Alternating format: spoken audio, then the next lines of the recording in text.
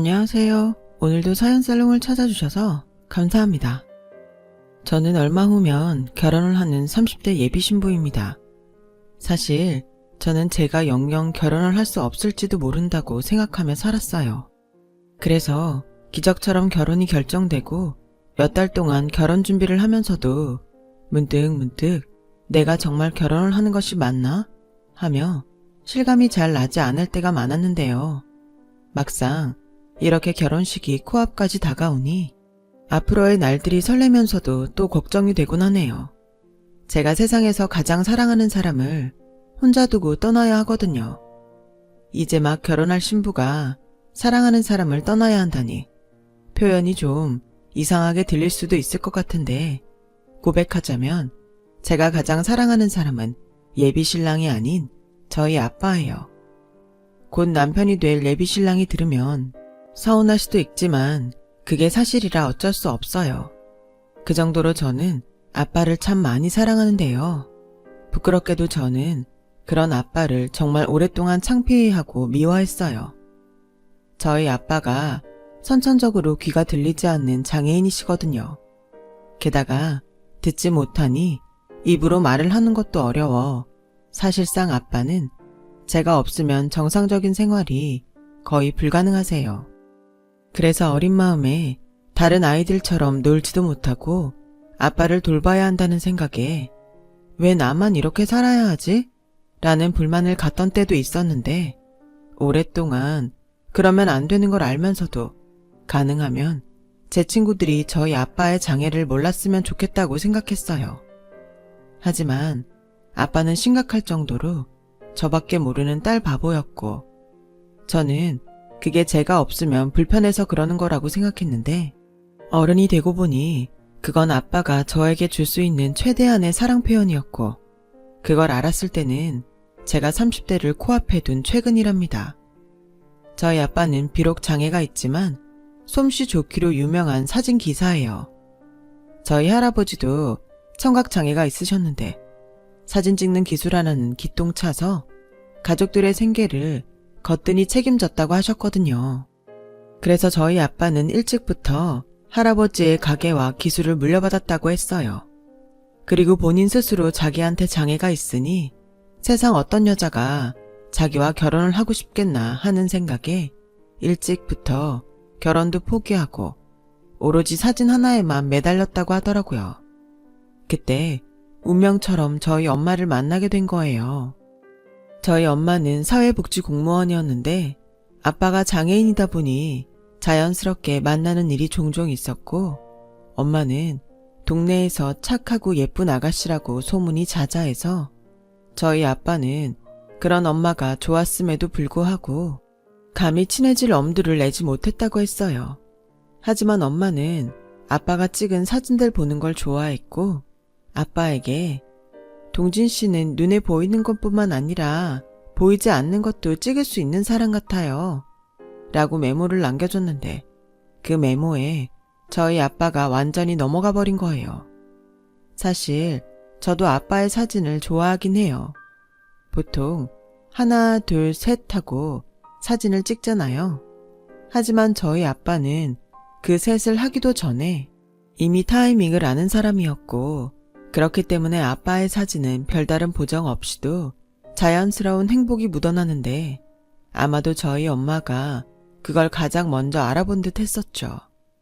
그리고 아빠의 표현에 의하면 가랑비에 옷이 젖듯 엄마에게 마음을 전했다고 했는데 그게 먹혔는지 엄마도 그런 아빠를 좋아하게 됐다고 해요.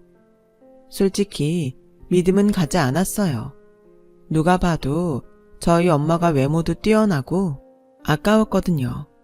게다가 그렇게 연애가 시작돼서 결혼을 약속했을 때는 외갓집에서 그렇게 반대가 심했다고 하던데 외갓집은 사실 그때까지는 왕래를 하지 않아서 잘 몰랐지만 나름 재력과 사회적인 직위가 있었다고 했어요. 그래서 공무원인 엄마가 그저 외갓집과 비슷한 수준의 집에 시집가서 온실 속의 화초처럼 살길 바랬던 외할아버지는 저희 아빠를 보고 그야말로 대노를 하셨다고 하는데요. 오죽하면 엄마에게 당장 아빠와 헤어지지 않으면 부모 자식 간의 연도 끊겠다며 엄마를 집에서 내쫓았다고 했어요. 하지만 무슨 확신인지 저희 엄마는 아빠와 결혼을 감행했고 그 사이에서 제가 태어났는데 당시 제 기억으로는 5살인가 6살 정도에 엄마에게 이렇게 물었던 기억이 나요. 엄마는 왜 아빠랑 결혼했어? 우리 아빠는 말도 못하고 듣지도 못하잖아. 그리고 못생기고 뚱뚱해. 정인이는 아빠가 그렇게 보여? 엄마 눈에는 세상에서 가장 잘생겼는데. 거짓말. 아니야. 아빠는 말이야. 웃는 얼굴이 가장 멋있어. 꼭 피터팬 같아. 우리 정인이 피터팬 알아? 아빠는 세상에서 가장 순수한 피터팬이야. 저는 그때 당시 나름 동화책을 많이 읽는 어린이라 피터팬을 책에서 봤어요. 하지만 피터팬은 날씬하고 잘생겼기에 엄마가 말하는 그 뜻을 전혀 알지 못했는데요. 엄마는 아마도 아빠의 어린 아이 같은 순수한 마음이 좋아서 아빠와 결혼을 결심한 것 같아요. 그리고 그 사이에서 태어난 저는 어쩔 수 없이 한글을 배우기도 전에 엄마를 따라 수화를 배워야 했어요. 그래서 저희 집엔 지금까지도 조용하지만 격렬한 손짓 언쟁이 벌어지곤 한답니다. 저희 엄마는 참 대단한 사람이었어요. 직업도 직업이지만 얼마든지 고생하지 않고 편하게 살 수 있었는데 아빠를 선택한 것도 그렇고 결혼 후에도 도움이 필요한 사람들에게 힘이 되어주려 노력하며 사셨거든요. 그래서 동네 사람들은 저희 엄마를 참 좋아했고 칭찬도 많이 해주셨어요. 그렇기 때문에 저는 늘 엄마의 딸이라는 것이 가장 큰 자랑이었는데요. 솔직히 제가 어릴 때 또래 아이들 중에는 짓궂은 아이들이 꼭 있었기에 저는 종종 장애가 있는 아빠 딸이라고 놀림을 당하는 일이 있었죠. 그때마다 그런 아이들을 일일이 이루고 다닐 수 없었기에 어쩔 수 없이 동네의 작은 쌈딱이 되어야 했어요. 하지만 아이러니하게도 워낙 저희 엄마가 동네에서 인덕이 많다 보니 제가 더 많이 그 아이들을 때렸음에도 불구하고 저는 늘 사과를 받는 쪽이었어요. 그렇기 때문에 언제나 당당할 수 있었는데 제가 너무 엄마 찬스를 남용했던 건지 엄마가 제가 초등학교에 들어갈 무렵 유방암 진단을 받게 됐어요. 분명 엄마는 암을 이겨내겠다는 의지가 강했는데 하늘은 그런 엄마를 덜 고생시키고 싶었던 건지요. 1년의 투병생활 끝에 저희 엄마를 데리고 가셨어요. 엄마의 유언은 단 하나, 저에게 아빠의 목소리가 되어달라는 것이었어요.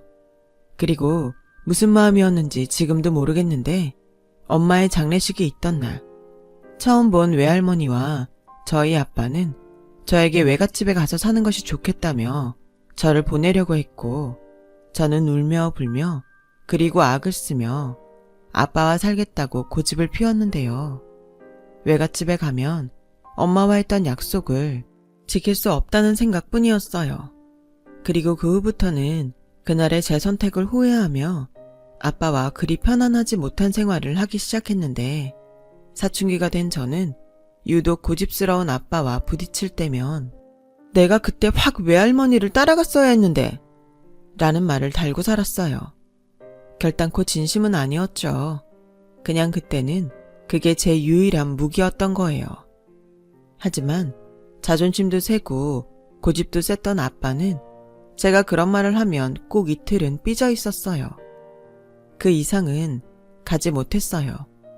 저희 아빠는 사실 사진 찍는 기술 외에는 할 수 있는 일이 정말 하나도 없거든요.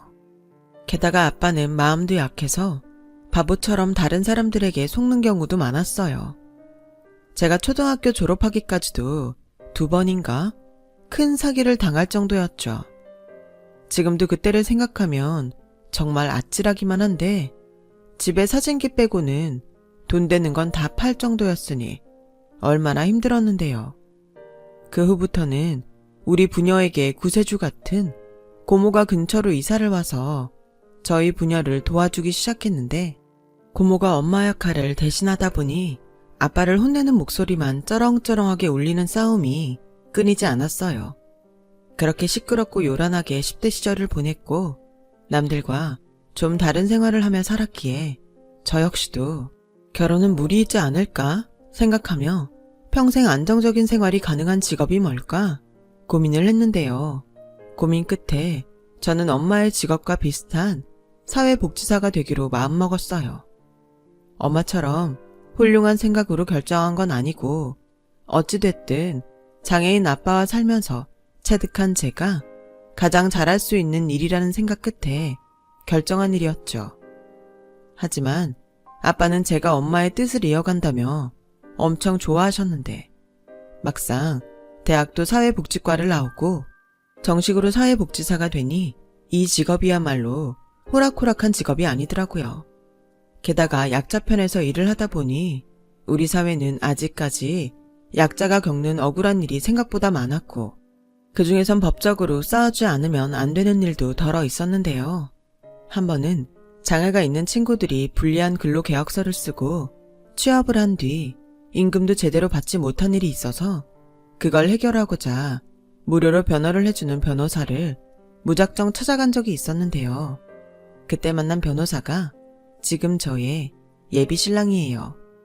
당시 예비 신랑은 변호사가 된 지 얼마 안 된 사람이었는데 그래서 의욕이 정말 많았죠. 제 이야기를 듣고 마치 자기 일처럼 화를 내며 열심히 도와줬는데 나중엔 무료이다 보니 제가 다 미안해지더라고요. 그래서 감사의 뜻으로 밥을 한번 샀는데 그 일이 계기가 돼서 저와 예비 신랑은 종종 만나게 됐어요. 보통 변호사가 되면 돈을 많이 벌 수 있는데 예비 신랑은 무슨 이유인지 돈이 되지 않는 약자의 변호에 더욱 열심히 하더라고요. 한 번은 그게 너무 궁금해 물어본 적이 있었어요. 처음엔 그냥 좀 유명해지고 싶었어요. 억울한 사람을 도와주면 왜 기사도 많이 나고 유명해지잖아요. 그럼 분명 돈이 되는 사건을 맡을 수 있겠다는 생각을 했었죠. 근데 이게 참 중독이에요. 돈이 없으면 억울해도 제대로 싸워보지도 못하는 사람들이 너무 많은 거죠. 근데 저까지 돈을 쫓아가면 그런 사람들은 또다시 억울한 채로 살아야 하니 쉽게 외면이 안 되네요. 그렇긴 하겠죠. 하지만 대단하다고 생각해요. 성준 씨 같은 생각 아무나 할 수 있는 건 아니잖아요. 아니요. 제가 보기엔 정인 씨가 더 대단해요. 평생 약자편에서 일을 하겠다는 결심도 아무나 못해요. 저는 그런 좋은 뜻에서 이 직업을 택한 건 아니에요. 저희 아빠가 장애가 있거든요. 제가 가장 잘할 수 있는 일이 뭘까 생각했는데 이 일이었어요.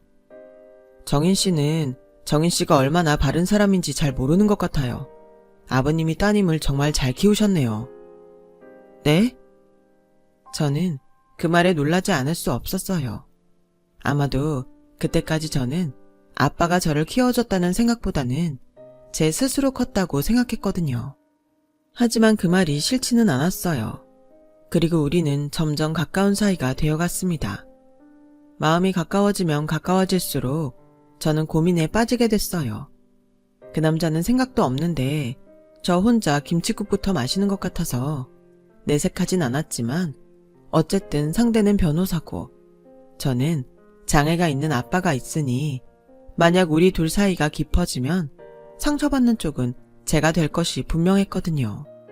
하지만 좋아하는 사람에게 마음이 가는 건 사람의 힘으로는 막아지지 않더군요.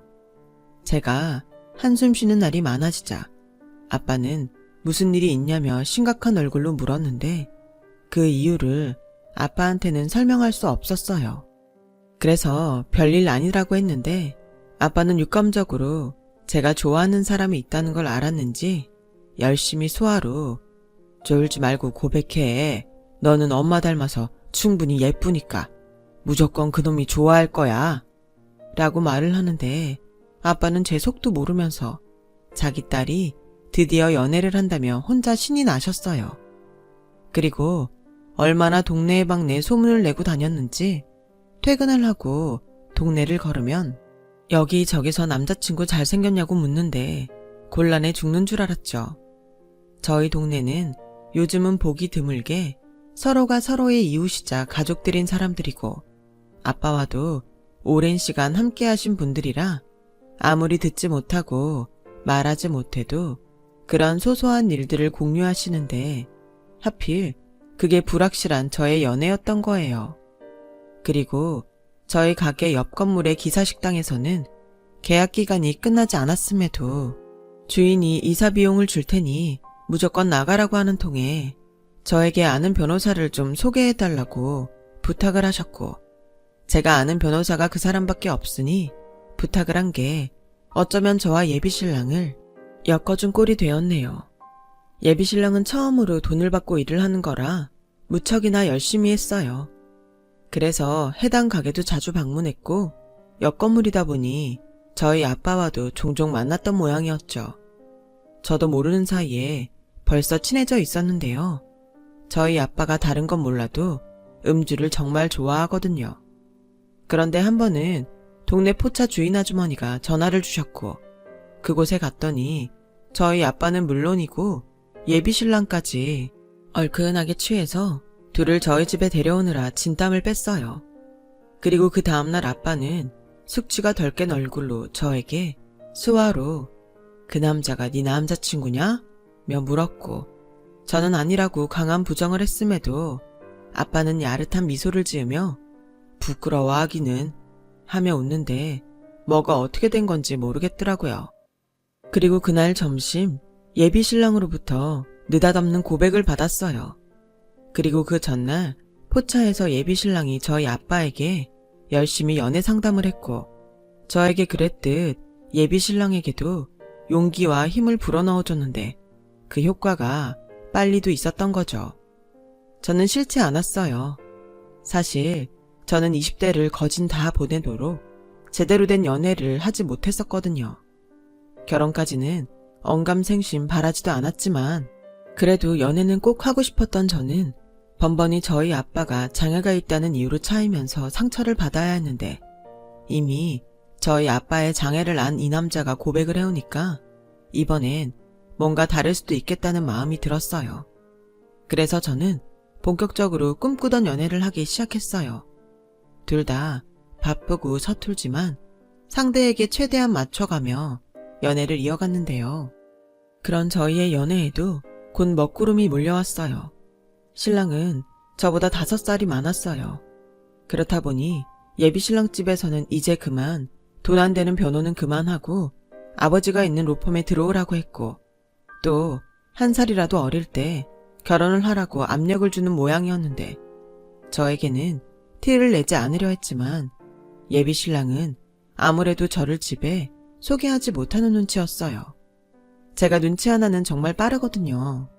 아무래도 아빠와 살다 보니 그렇게 됐는데 모르고 싶어도 모를 수가 없더라고요. 하지만 일부러 묻지는 않았어요. 본인이 하지 못하는 얘기를 일부러 하게 만들고 싶지 않았거든요.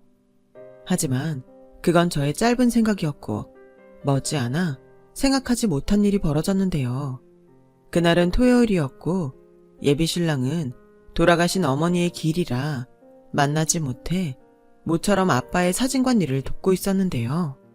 예비신랑의 아버지가 무작정 저를 찾아왔어요. 이렇게 불쑥 찾아와서 미안해요.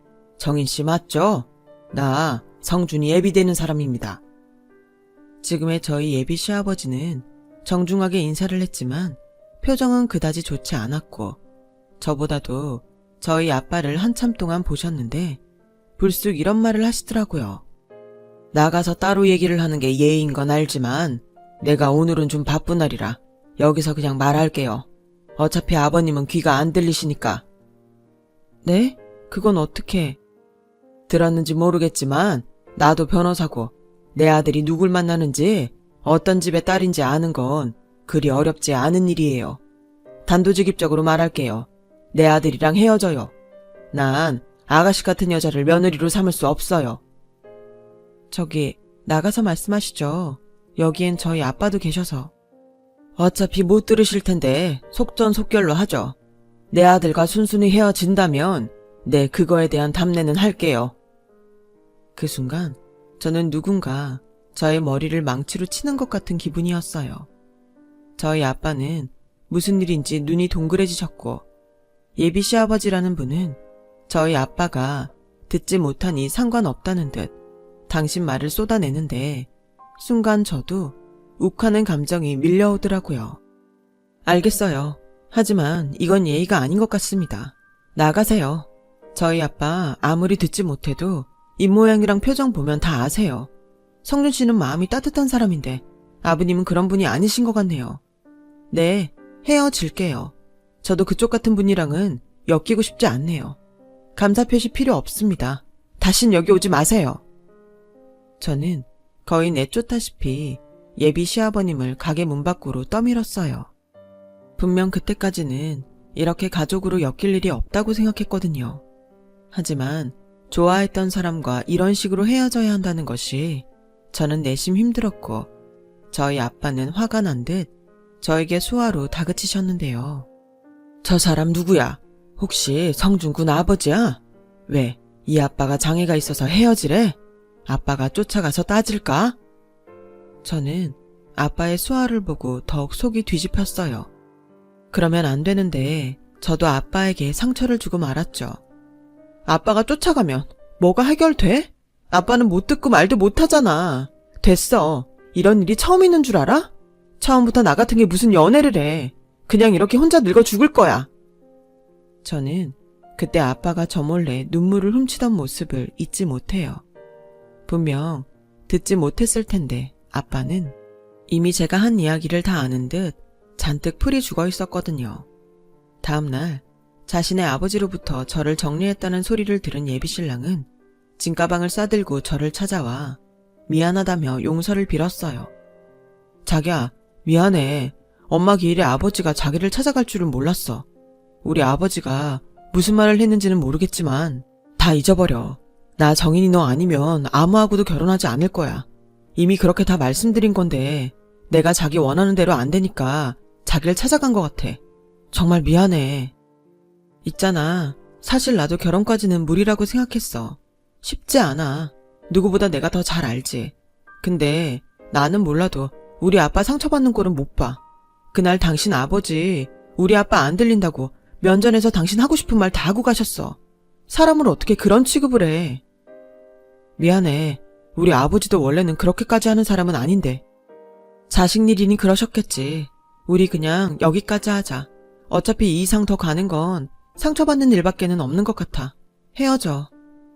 저는 그 후 실연의 후유증으로 먹지도 자지도 않고 일만 했어요. 아무것도 안 하고 있으면 저절로 그 사람이 떠오르니까 정말 일주일은 일만 했던 것 같아요. 그러자 일주일 만에 무려 6kg이나 빠졌고 저희 아빠는 그런 제가 쓰러질까 또 전전긍긍하며 너 그러다 쓰러져. 쓰러지면 지는 거야. 최고의 복수는 잘 먹고 행복하게 사는 거지. 이러고 있으면 안 돼. 라고 하시더라고요. 저는 아무런 대꾸도 하지 않았는데요. 그러자 저희 아빠가 비장의 카드를 꺼내고 말았어요. 너 독립해. 이제부터 너도 나도 각자 살자. 너한테 집만 될 바에는 나야말로 혼자 살래. 왜? 그나마 있는 가게도 사기당해서 홀랑 날리게? 그리고 아빠가 나 없이 어떻게 살아? 간단한 볼일도 나 없이는 못 보면서. 아니야. 할 수 있어. 아빠는 너한테 보호를 받는 게 아니라 너를 보호하는 거야. 내가 보호자라고. 무시하지 마. 아빠는 정말 많이 화가 나 보였어요. 그리고는 가게도 보지 않고 밖으로 나가버리셨는데 한참을 기다려도 집에 오지를 않아서 동네방네 찾아다녔는데도 아빠의 모습은 보이지 않았어요. 얼마나 걱정이 되던지 아빠가 잘못되기라도 하면 어쩌지 하는 불안감에 저는 그만 아이처럼 아빠 아빠 하며 울음이 터지고 말았고 결국 헤어지자고 말해놓고 예비신랑한테 도와달라고 전화를 하고 말았는데요. 집에 들어가지 않고 사무실에서 쪽잠을 자며 생활하던 예비신랑은 저의 전화에 슬리퍼를 거꾸로 신었다는 것도 까먹고 달려와 저와 함께 저희 아빠를 찾아다녀줬어요. 그리고 동네 이웃까지 모두 동원돼서 아빠를 찾은 끝에 아빠를 봤다는 이발소 아저씨의 말에 따라 설마 하는 마음으로 엄마의 낙골당을 찾았는데요. 아빠가 거기서 깡소주를 드시고 계셨어요. 아빠, 여기서 뭐해? 걱정했잖아. 저는 그만 안도의 눈물이 터져 나왔고 그렇게 아빠를 끌어안고 울었는데요. 예비신랑은 수화를 언제 배웠는지 걱정하지 마세요. 저 정인이랑 꼭 결혼할 거예요, 아버님. 하고 말했고 그렇게 저희 셋은 낙골당을 나왔어요. 그날로 예비신랑은 저희 집에서 생활하게 됐어요. 분명 예비 시아버님이 아시면 난리가 날 일이었지만 어쩐지 이 사람이라면 괜찮을 것 같은 느낌이 들었죠. 그렇게 일주일 정도가 지날 무렵 또다시 예비 시아버지는 저희 아빠 가게로 그야말로 쳐들어오셨어요. 이봐요 아가씨, 그때 분명 자기 입으로 우리 애랑 헤어진다고 하지 않았나? 한 입 가지고 두 말합니까? 왜? 우리가 좀 가진 게 많아 보이니 내 아들 꿰어서 어떻게 해보고 싶나? 아버지, 무슨 말을 그렇게 하세요. 정인이 우리 집에 대해서 아무것도 몰라요. 이런 순진한 놈, 넌 그 말을 믿어? 그리고 생각을 해봐 이놈아. 네가 저 여자랑 결혼해서 애를 낳으면 그 애는 멀쩡하다는 보장 있어? 이게 다 너를 걱정해서 하는 소리잖아. 그때였어요. 저희 아빠가 주방에서 소금 포대를 가지고 오더니 예비 시아버지를 향해서 뿌리기 시작했고 경황 없이 소금 세례를 맞은 예비 시아버지는 소금을 피해 뒷걸음질을 치셨는데 그만 뒤에 있던 상자들을 건드려서 상자들과 함께 넘어지고 말았어요. 상자 안에는 사진관 앞에 샘플로 걸어놓았던 사진 액자들이 가득했는데 그게 쓰러지는 바람에 큰 소리가 났죠. 그리고 예비 시아버지가 화가 나서 자리에서 일어나려는 그 순간 상자 속에서 무언가 발견한 듯 멈칫하셨는데요. 그곳에서 어떤 여자분의 독사진을 꺼내 드시고는 이 사진이 왜 설마 우리 집 사람 사진을 여기서 찍었나요? 라고 어리나간 듯 말씀하셨고 그 사진을 본 예비신랑 역시 놀란 듯 사진을 받아들었는데 저희 아빠가 그 사진을 보고 생각난다는 듯 소금을 내려놓고 수화로 이렇게 말씀하셨어요. 곱게 차려입은 어떤 여자분이 세상에서 가장 예쁜 영정사진을 남기고 싶다고 찾아왔었어요. 그리고 우리 아내 생각이 나서 제가 공을 들여 사진을 찍어줬는데 완성된 사진을 가져간 날 그 여자분이 많이 울고 가셨답니다. 가족이 너무 보고 싶다고요. 저는 아빠의 그 말을 두 사람에게 통역했는데 그러자 두 부자가 저희 아빠의 손을 꼭 잡고 흐느껴 울기 시작하더니 그 뒤 저희 넷은 처음으로 마주 앉게 되었고 아까와는 사뭇 다른 분위기 속에서 대화를 하기 시작했어요. 죄송합니다. 제가 집사람을 보내고 아들 하나 있는 거 잘 키우고 싶어서 그만 실례를 범했습니다. 제 아내 마지막 사진을 찍어주신 분인 줄도 모르고 저희 아내가 마지막으로 남길 사진이 너무 잘 나왔다며 참 오랜만에 웃었어요. 그때 너무 오랜만에 아내가 웃어서 누군지 모르지만 참 감사하다고 생각했었는데 그게 정인 씨 아버님이셨네요. 몰라봬서 정말 죄송합니다. 저희 엄마가 오랫동안 아프셨거든요. 그런데 저희에게 말도 하지 않고 혼자 영정사진을 찍었다고 해서 속상했는데 그때 엄마가 굉장히 훌륭하고 좋으신 분이 사진을 찍어줘서 너무 감사했다고 하셨어요. 그러자 저희 아빠는 당신 지갑에 늘 가지고 다니는 저희 엄마 사진을 꺼내 보여주면서 아내 없이 혼자가 된 그 기분을 자기도 너무 잘 안다고 말씀하셨고 예비신랑에게는 좋은 엄마가 있어서 잘 큰 것 같다고 정성을 담아 수화로 말씀하셨는데 그 뒤로는 조금씩 저희 아빠와 예비 시아버지의 마음이 통하기 시작했는지 곧 그날을 계기로 저희 두 사람은 결혼 승낙을 받게 되었고 얼마 전 청첩장까지 나오면서 모든 준비가 끝났어요. 더 이상 준비할 것이 없다고 생각하니까 이제는 조금씩 제가 시집을 간다는 실감이 나고 있는데 막무가내 고집불통 저희 아빠가 혼주 자리에 앉지 않고 당신이 결혼식 사진을 찍겠다며 고집을 피우고 계신답니다. 내가 고아야? 혼주 자리에 아빠가 있어야지. 난 아빠 딸인데. 네 사진은 내가 제일 잘 찍어. 네가 태어난 순간부터 지금까지 네 사진은 내가 담당이라고. 근데 웨딩드레스 입은 네 사진을 남한테 맡겨? 절대 그럴 수 없어. 얘, 냅둬라. 네 아빠 한번 고집 피우면 끝장을 보는 거 정인이 너 모르냐? 새언니는 난쟁이 똥자루 같은 우리 오빠 어디가 좋다고 결혼까지 했는지 정말 미스테리네. 시끄러워. 너 니네 집에 가. 이렇듯 저희 집은 아직도 조용한 전쟁을 치르고 있어요. 그리고 바로 어제 저는 아빠에게 돈으로는 절대 살 수 없는 귀한 선물을 받았는데요. 저는 태어나서 아빠의 목소리를 딱 한 번 들었는데 그건 제가 태어났을 때 남겨진 비디오 테이프 속이었어요. 테이프 속 저는 아직 태어난 지 얼마 안 된 듯 꾸물거리고 있었는데 그런 저를 아빠가 안아들더니 세상 꿀이 뚝뚝 떨어지는 얼굴로 웃으며 어눌하지만 제 이름 3글자를 불러줬는데 제가 그런 아빠를 보며 활짝 웃고 있더라고요. 아빠는 아직도 그 테이프를 버리지 않고 있다는 걸 저는 알고 있었는데요. 어제 제가 일을 하고 있다가 핸드폰으로 동영상 메시지 하나를 받았고 아무 생각 없이 재생 버튼을 눌렀는데 저는 그만 창피한 줄도 모르고 그 자리에서 펑펑 울고 말았답니다. 동영상 속 아빠가 잔뜩 긴장한 얼굴로 정인아, 결혼 축하해. 잘 살아라. 라며 수화 없이 자기 입으로 또박또박 말해줬거든요. 사실 다시는 아빠의 목소리를 듣지 못할 거라고 생각했는데 얼마나 감동이었는지 몰라요. 어쩌면 누군가에게는 잘 알아들을 수도 없는 이상한 소리로 들릴지 모르겠지만 저에겐 너무나도 또렷이 잘 들리던 아빠의 목소리였죠. 아마 이 동영상은 죽을 때까지 저의 보물 1호가 되지 않을까 싶습니다. 세상이 정말 좁은지 엄마의 장례식 이후 소식조차 모르고 살던 외갓집에 대한 소식도 예비 시아버지를 통해 듣게 됐는데요. 글쎄, 저희 예비 시아버지의 대학 동기이자 바로 경쟁사 로펌 주인이 바로 저희 외할아버지였어요. 저의 결혼 소식을 전혀 모르고 예비 시아버지에게 청첩장을 받은 외할아버지는 청첩장 속 제 사진을 보며 자기 딸을 많이 닮았다고 하셨다는데 아빠 말대로 제가 엄마를 많이 닮긴 했나 봐요.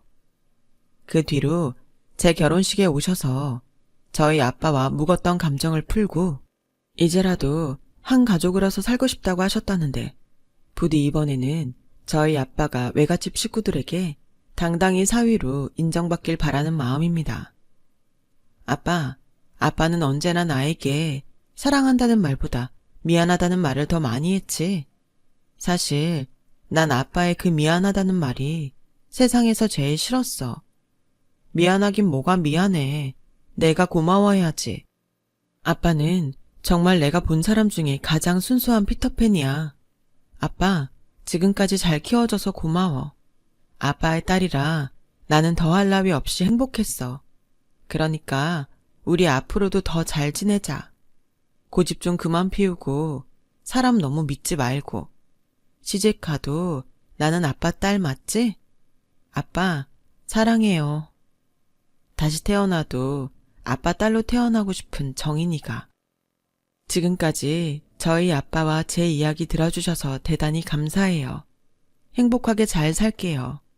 그리고 많은 분들이 저희 아빠와 같은 장애인들이 조금 더 나은 세상에서 행복을 누릴 수 있도록 많은 관심을 가져주시길 바라겠습니다. 여러분, 사연 댓글에 응원과 현명한 조언 부탁드려요. 좋아요와 구독은 저에게 큰 힘이 됩니다. 오늘도 좋은 일 가득하세요.